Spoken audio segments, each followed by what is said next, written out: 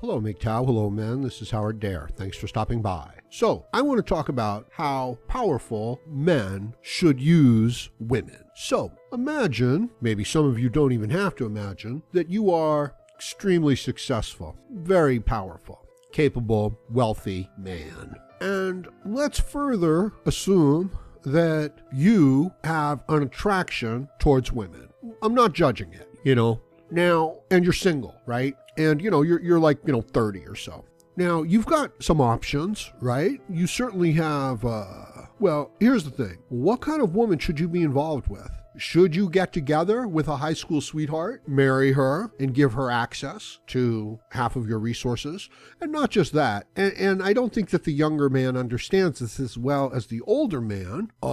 Simply that, the woman, it undermines you in some way. So it can actually, the emotional trauma, the abuse, the manipulation, the games, it's going to take the man off of his game. So let's say he's making $1 million a year. Then he gets together with a difficult woman who's a pain in the ass, who gives him a hard time, and suddenly he's only making $750,000 a year. See what I mean? And it's taxing his health. It's just not good. So there's all these hidden costs, all these unknown costs associated with this. So there you are, the successful, capable, well-off man. And that assumes you're strong enough, you're smart enough to get yourself there. What kind of woman should you get together with? How should you interact with women? Because if you interact in the typical standard blue pill way, in the way that women in society would ask you or demand that you interact with them, I think you're going to get burned, and you're going to get burned bad. Look at someone like Johnny Depp. In some of the articles that I do, I come across this entertainment news, things like that. It turns out that Thor, the guy who plays Thor, Chris Hemsworth or something like that, he's married. And, it's just amazing, right? You see him in the movie, and it's like, oh yeah, that's Thor. I recognize him. And then you see him in real life, and it's like, hey, he's carrying that woman's purse. That's Thor, and he's carrying some woman's purse, and he's smiling and joking about it. It's like, well, what the hell just happened? So here's the thing. A man who's strong enough and capable enough to build himself up to a certain level, what kind of an attitude is he going to have towards women? Is he going to be worshiping them? Is he going to be like, yes, honey, I'll do whatever you say? And when she says, I don't like that shirt, he's going to be like, oh, I'm sorry, honey, I'll throw it away. And if she can say that, she can also say, well, I don't like your friends either. I don't like the house, like a new car, and the man is just jumping through hoops. So it undermines and undercuts the man. So what is the man, the modern successful man, the capable man, the man pride, dignity, who carries himself like a man? How should he be interacting with women? I know a lot of guys use Tinder and stuff like that, and a lot of, dating services and things like that. But if you were like a wealthy CEO and you could not even expose yourself to that kind of manipulation and abuse, right? Because it's abuse as well. Like if the girlfriend is messing with you, as I said, it's messing up on your job performance. And what if you're a doctor and you're a surgeon, right? So now when you mess up, it hurts people. Now, what kind of an attitude do you have to have towards women and sex? I, as a consultant, I once had a job with an airline pilot. And he had said before, I came over to his house, he had said, listen, don't wear any aftershave, any deodorant, things like that. Don't use any strong shampoo the day, the night before, the morning before you come over, because I'm really sensitive to that sort of stuff, and just, remain calm at all times. So I said, okay, no problem. And when I came over to the place, it was this house, there was a sign, outside the door, like a little plaque. And, it said, please don't be wearing any strong perfumes. Please don't get overly excited, lose your temper, just remain calm at all times. Thought it was a little strange, but no big deal. So I went in there and I, did as requested, and I helped him out and I worked with him. And, after we were pretty much done, I asked him, what's it like to be, an airplane pilot? Must be a ridiculous amount of responsibility on you. How do you deal with that? How do you cope with that? And he said, well, that's what, the signs and that's what the requests were about.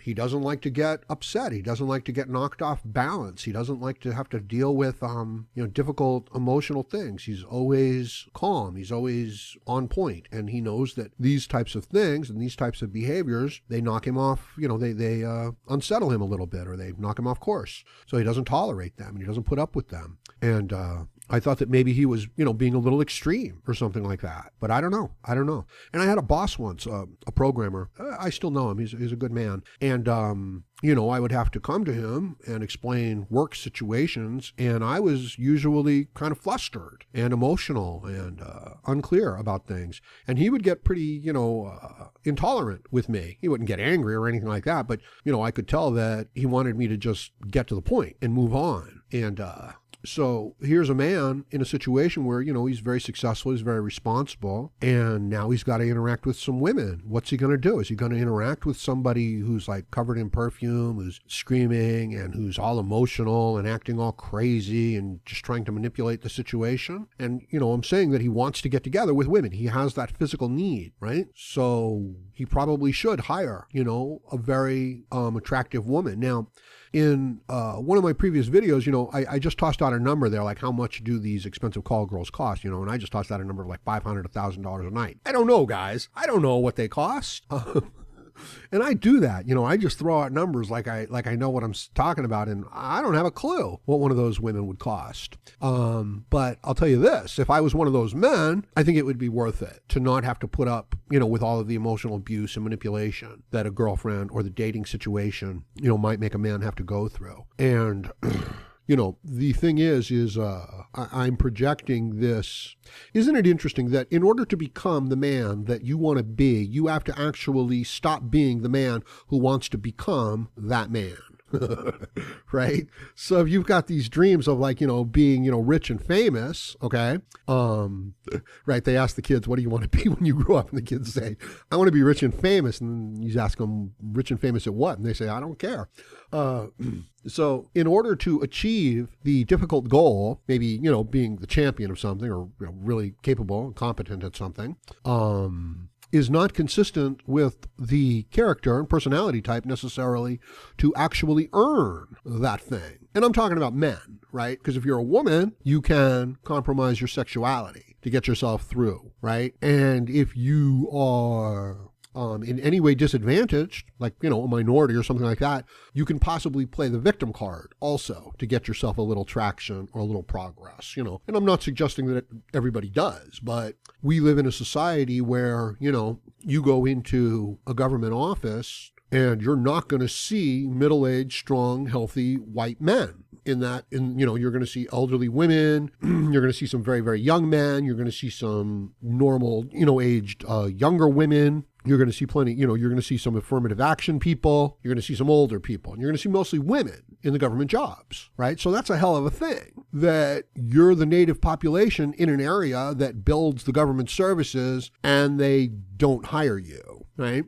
So now you have to become so strong and so capable that you succeed in an environment that is actually hostile to you. Your own women are actually hostile to you. Your own government is hostile to you and will hire somebody from another country over you. The women, will favor men and people from other countries over the men in their own country. They've demonized them. This is the way of the left. This is the way of feminists. This is, the subversion of values. This is how you can undermine the strong. It's basic tactics. It's got nothing to do with the issue. It's just got everything to do with attacking the people that are in charge. So in that setting where, the man becomes strong and independent and capable, right, he has to overcome much of his own character. How should he deal with women? He should hire an expensive woman and pay her and then, dismiss her. He should, be detached emotionally as much as possible. Otherwise, he risks losing so much.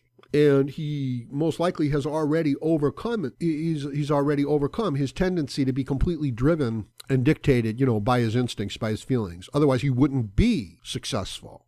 So the interaction with women for men is becoming increasingly professional, detached. And if a man is successful, there isn't a reason there's no good reason. I mean, he would be crazy to become involved emotionally, romantically with a woman, because he would be risking everything. So let's say, you're the CEO, right? Let's say you've got stockholders. What are you going to do? You're going to fall in love? She'll destroy you, and your stockholders will sue you. Let's say you've got some contracts, you know what I mean? Like where you have to do stuff.